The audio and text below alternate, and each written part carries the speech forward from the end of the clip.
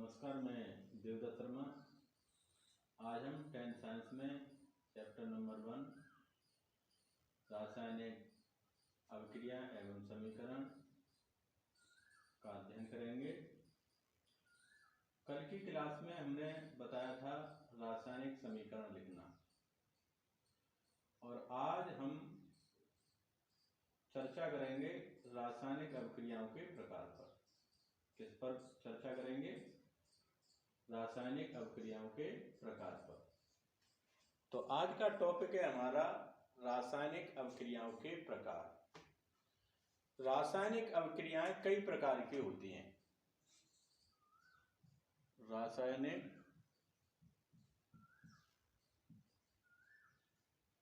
अभिक्रियाएं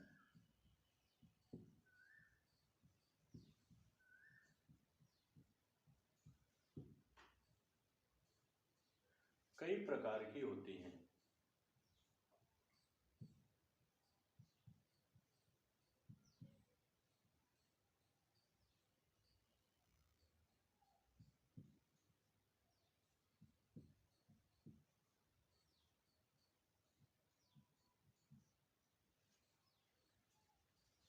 सबसे पहले आता है इसमें संयोजन अभिक्रिया।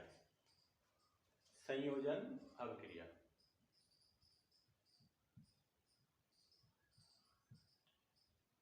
संयोजन का मतलब होता है योग होना, मिलन होना।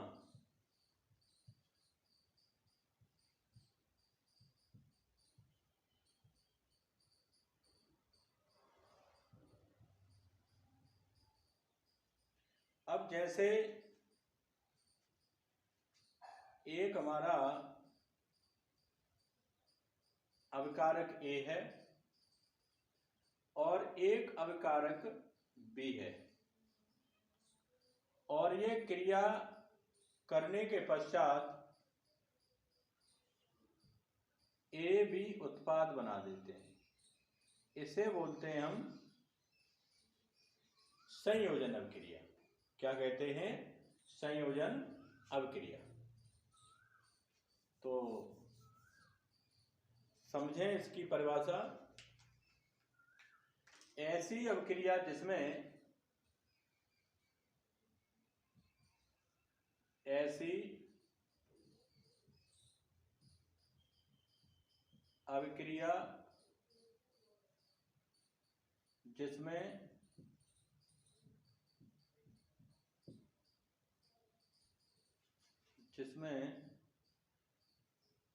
दो या दो से अधिक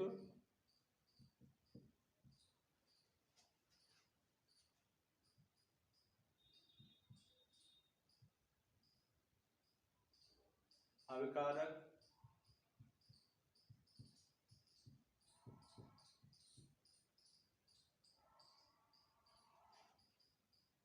आपस में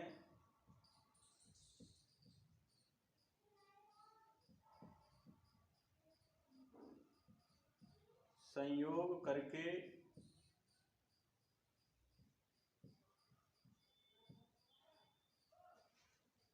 केवल एकल उत्पाद का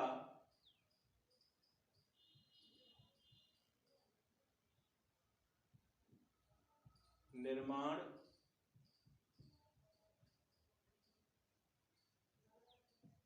करते हों, तो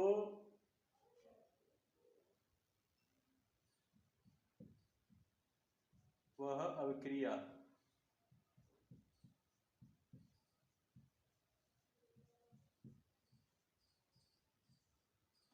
संयोजन अभिक्रिया कहलाती है।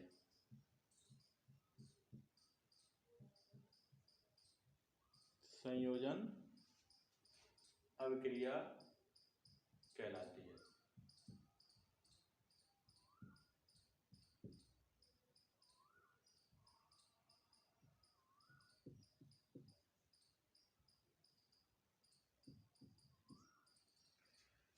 एक बार और समझें।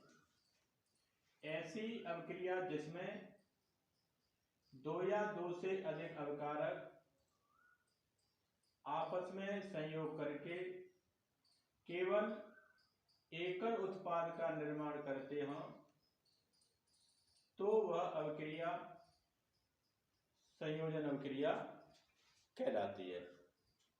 जैसे जब हम कोयला को जलाते हैं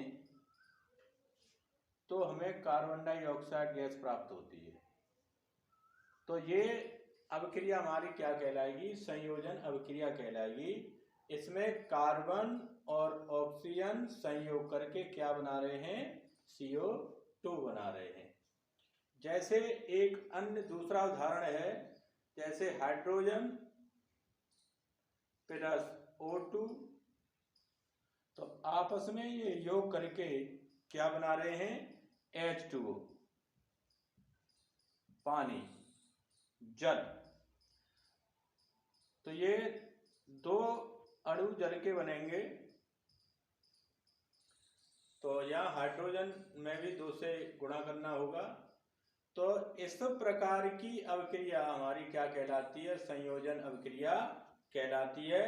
ऐसी अवक्रिया जिसमें दो या दो से अधिक अवकारक आपस में योग करके केवल एकल उत्पाद का निर्माण करते हों तो ऐसी अवक्रियाएं क्या कहलाती है?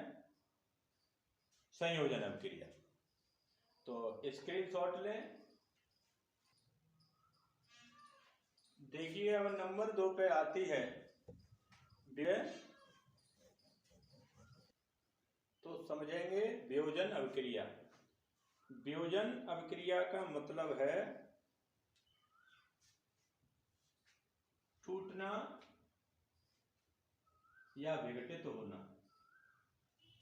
तो ऐसी अवक्रिया में क्या होगा? केवल एकल अवकर्मक, जैसे ये एकल अवकर्मक है AB, और ये टूटकर छोटे छोटे उत्पादों में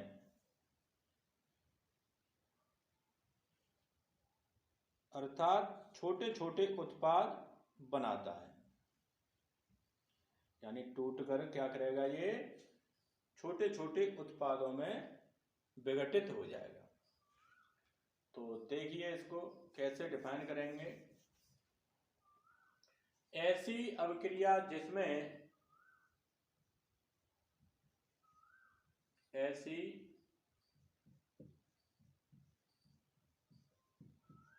अवक्रिया जिसमें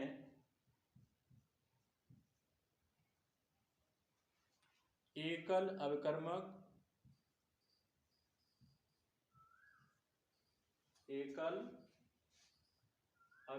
या अवकारक, बात एक ही है, एकल अवकारक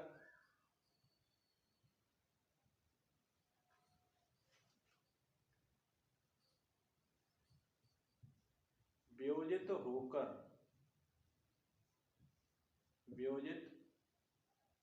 होकर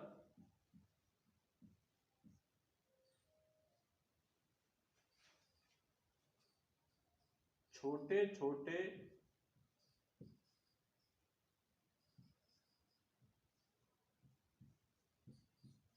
उत्पादों का निर्माण करता है। छोटे छोटे उत्पादों का निर्माण करता है।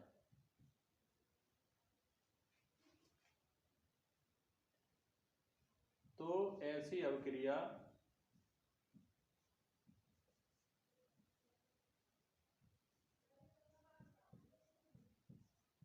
वियोजन अवक्रिया कहलाती है। तो ऐसी अवक्रिया वियोजन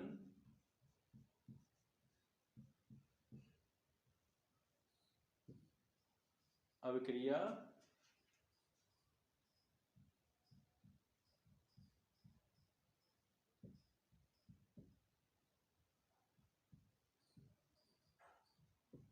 कहलाती है।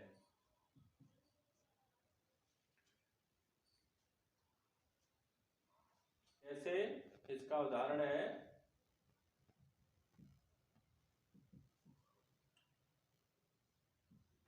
जैसे फेरस सल्फेट है FeSO4,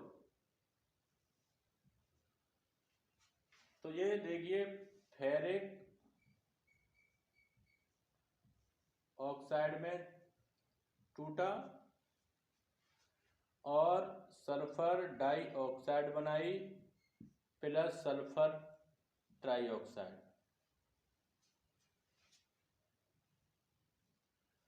तो ये देखिए ये एकल अभिकारक है और ये छोटे छोटे उत्पादों में विघटित हो रहा है, टूट रहा है, वियोजित हो रहा है। दूसरा उदाहरण देखें इसका, जैसे कैल्शियम कार्बोनेट है हमारा CaCO3, तो ये calcium oxide CaO plus CO2 में टूट जाता है। तो ये ऐसी अभिक्रिया क्या कहलाती हैं? वियोजन अभिक्रिया कहलाती हैं। जैसे यहाँ फेरस सल्फेट किस किस में, फेरिक ऑक्साइड, सल्फर डाइऑक्साइड और सल्फर ट्राइऑक्साइड में टूटा, और ये कैल्शियम कार्बोनेट हमारा कैल्शियम ऑक्साइड और CO2 में टूटा। तो देखिए यहाँ हम ये क्रिया ऊष्मा की उपस्थिति में होगी। किसमें? ऊष्मा की उपस्थिति में। जब इसे ऊष्मा दी जाएगी तभी ये टूटेगा। स्क्रीनशॉट लें।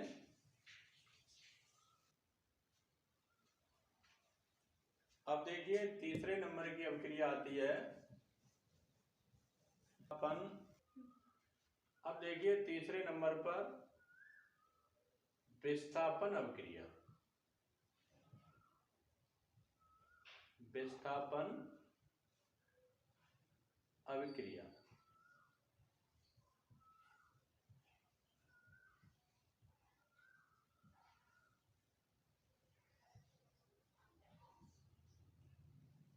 तो ये विस्थापन अभिक्रिया क्या होती है? ऐसी अभिक्रिया जिसमें अधिक क्रियाशील तत्व अपने से कम क्रियाशील तत्व को उसके यौगिक से विस्थापित कर देता है, क्या कहलाती है? विस्थापन अभिक्रिया कहलाती है। तो देखें ऐसी अभिक्रिया जिसमें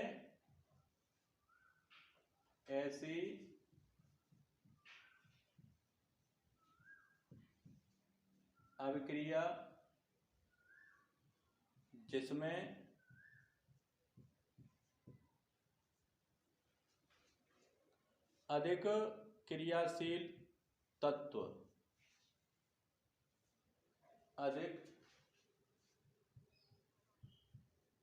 क्रियाशील तत्व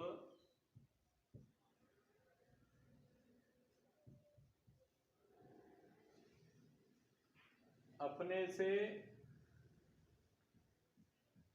से कम क्रियाशील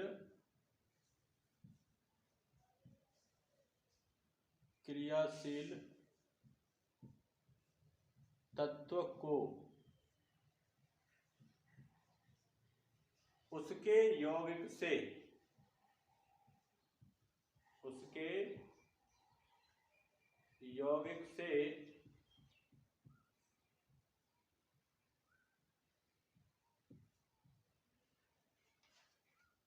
विस्थापित कर देता है।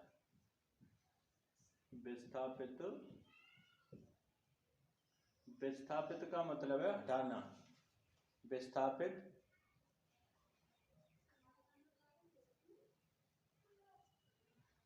हटा देना। विस्थापित कर देता है। विस्थापन अभिक्रिया कहलाती है। विस्थापन अभिक्रिया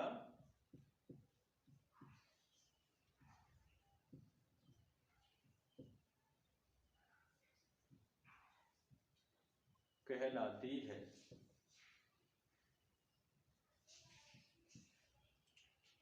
जैसे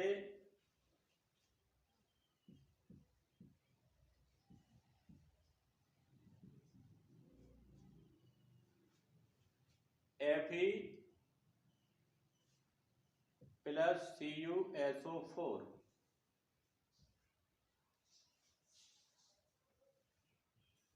तो इसमें क्या होगा, ये Fe इसका स्थान ले लेगा Cu का, तो यहां बना देगा ये ferrous sulphate FeSO4 plus Cu।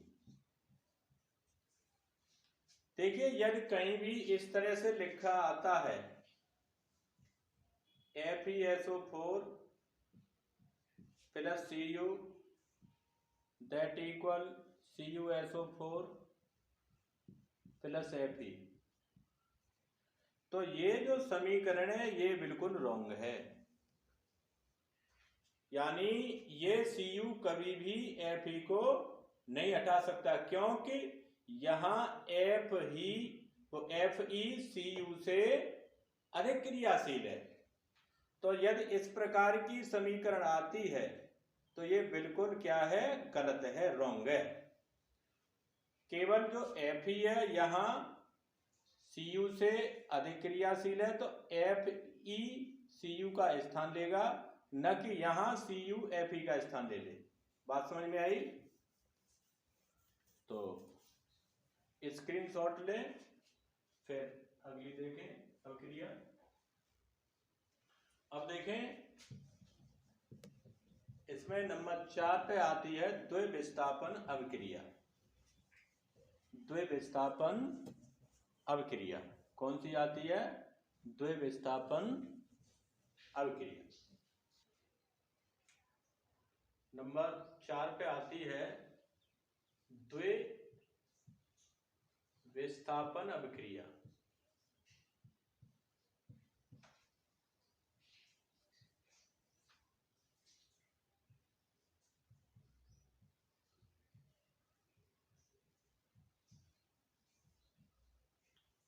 बहुत ही सरल भाषा में समझाया जाएगा, शब्द भी सरल ही होंगे। द्विविस्थापन अभिक्रिया, तो देखिए ये द्विविस्थापन अभिक्रिया क्या होती है? ऐसी अभिक्रिया जिसमें अभिकारकों के यौगिकों में आयनों का आदान प्रदान होता है। ऐसी अभिक्रिया जिसमें अभिकारकों के यौगिकों में आयनों का आदान प्रदान होता है, द्विविस्थापन अभिक्रिया कहलाती है। ऐसी अभिक्रिया जिसमें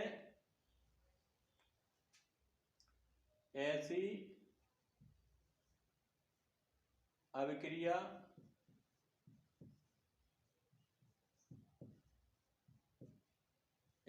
अभिक्रिया जिसमें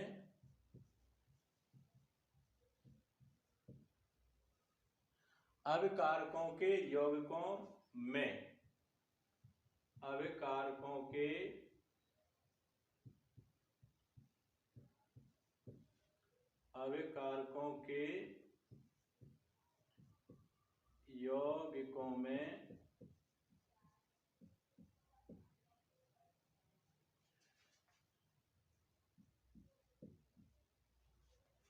आयनों का आदान प्रदान होता है। आयनों का आदान प्रदान होता है,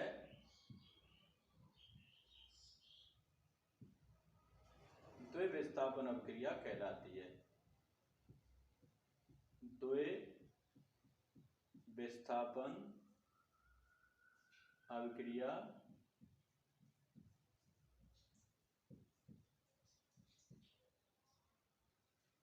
कहलाती है।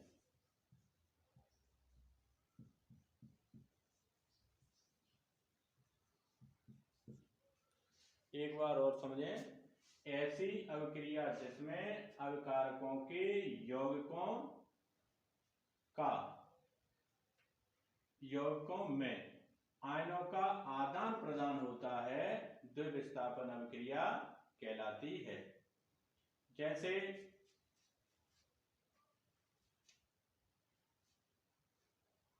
Na2SO4 sodium sulphate plus barium chloride PaCl2। तो ये हमारा ये पॉजिटिव आयन है, ये हमारा नेगेटिव आयन है। यहां ये पॉजिटिव आयन है और ये नेगेटिव आयन है।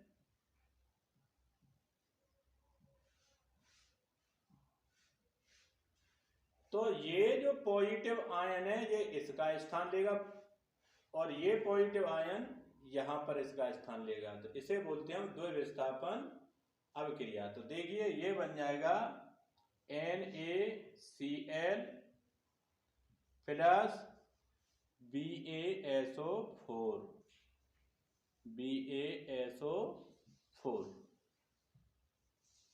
बात समझ में आई? इस Na ने तो यहां स्थान लिया और Ba ने यहां स्थान ले लिया, केवल आयनों का आदान प्रदान हुआ। तो ऐसी अभिक्रिया क्या कहलाती है? द्विविस्थापन अभिक्रिया।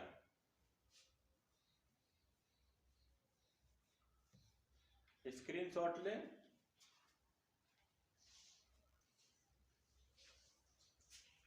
आज की क्लास में बस इतना ही, फिर मिलते हैं अगली क्लास में। तब तक के लिए सबको धन्यवाद।